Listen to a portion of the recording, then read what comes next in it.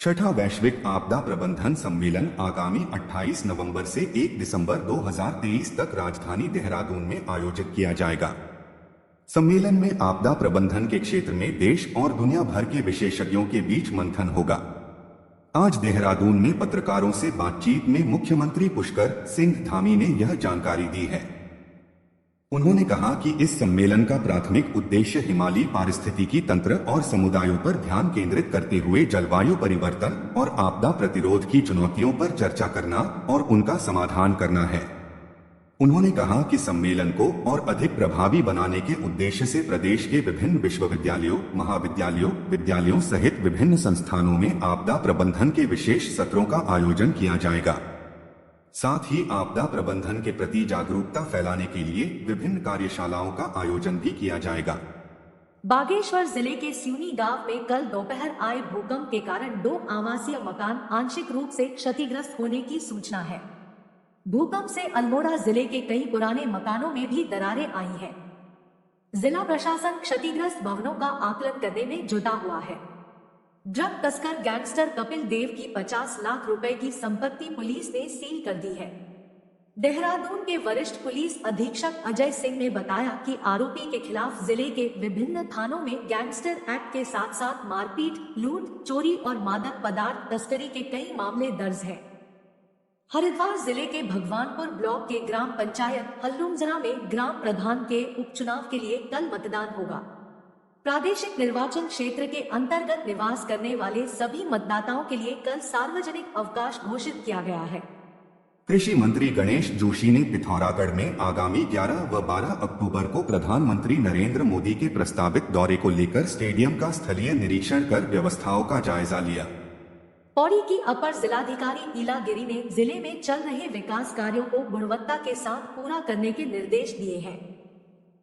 रिखनीखाल में आयोजित तहसील दिवस पर उन्होंने अधिकारियों को क्षेत्रीय समस्याओं का निस्तारण तहसील और विकासखंड स्तर पर करने को कहा ताकि आम लोगों को अपनी समस्याओं के समाधान के लिए जिला मुख्यालय न जाना पड़े।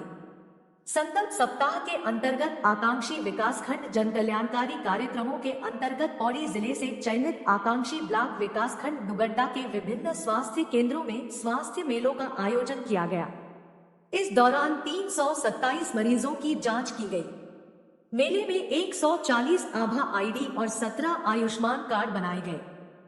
भारतीय सैन्य अकादमी ने आज अपना 91वां स्थापना दिवस उत्साह और पारंपरिक उल्लास के साथ मनाया। स्थापना दिवस समारोह के हिस्से के रूप में विभिन्न गतिविधियों का आयोजन किया गया, जिसमें नागरिक कर्मचारियों का अभिनंदन और युद्ध स्मारक पर पुष्पांजलि अर्पित की गई।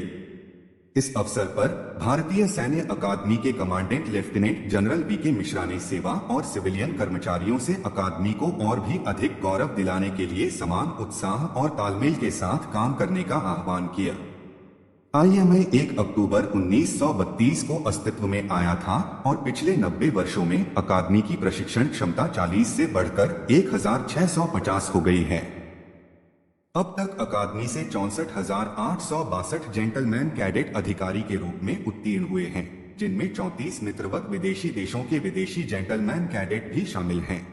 पिथौरागढ़ जिले के पांगू स्थित राजकीय इंटर कॉलेज में वन्यजीव सप्ताह के अंतर्गत 1 दिवसीय जागरूकता कार्यक्रम का आयोजन किया गया।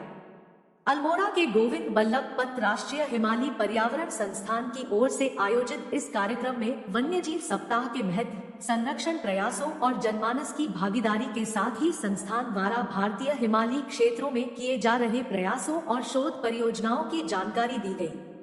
प्रदेश में खाद्य विभाग के क्रय केंद्रों में रागी मंडुवा की फसल की खरीद 1 अक्टूबर से शुरू हो चुकी है, जिसकी अंतिम तिथि 31 दिसंबर 2023 है।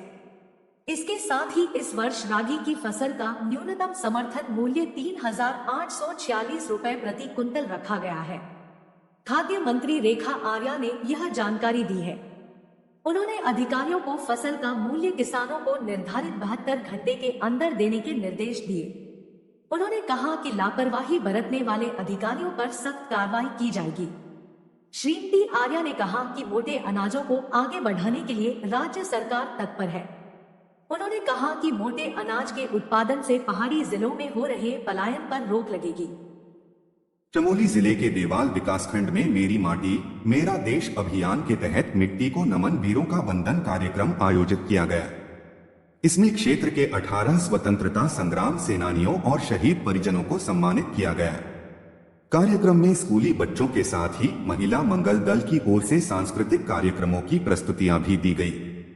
कार्यक्रम के बाद स्कूल के बच्चों और महिला समूह की ओर से कलश यात्रा निकाली और मिट्टी से भरे कलश की परिक्रमा कराई। रुद्रप्रयाग जिले के घिमतोली क्षेत्र के सभी गांवों को पर्यटन ग्राम के तौर पर विकसित किया जाएगा। केदारनाथ विधानसभा क्षेत्र की विधायक शैला रानी रावत ने इसकी घोषणा की है। पर्यटन ग्राम घिमतोली क्षेत्र के स्वारीकांस में मेरा माटी मेरा देश अभियान के तहत अमृत सरोवर का लोकार्पण करते हुए विधायक ने कहा कि जिले में भगवान कार्तिक स्वामी मंदिर पहुंचने के लिए जल्द ही रोपवे का निर्माण कार्य शुरू किया जाएगा। विधायक ने श्री कार्तिकेय आदर्श बाल विद्यालय घिमतोली में विधायक निधि से तैयार कक्ष का लोकार्पण भी किया। उन्होंने प्रधानमंत्री आवास ग्रामीण आवास योजना के अंतर्गत 8 परिवारों को स्वीकृति पत्र वितरित किए, साथ ही स्वतंत्रता संग्राम सेनानियों के परिजनों को सम्मानित किया। इस दौरान मेरी माटी मेरा देश अभियान के तहत क्षेत्र के शहीदों के आंगन की मिट्टी भी एकत्रित की गई। उत्तराखंड के ठंडे इलाकों को देश और दुनिया के सामने लाने के उद्देश्य से शुरू की गई प्रदेश की पहली रिले मैराथन संपन्न हुई। प्रदेश के विभिन्न जिलों से आए युवाओं ने 5 दिन में 235 किलोमीटर की दौड़ पूरी कर 5000 फीट से 14,500 फीट तक की ऊंचाई का सफर पूरा किया। इस दौड़ का मुख्य उद्देश्य प्रदेश की ठंडी जगहों को सबके सामने लाना था, जिससे यहां पर्यटन को बढ़ावा दिया जा सके।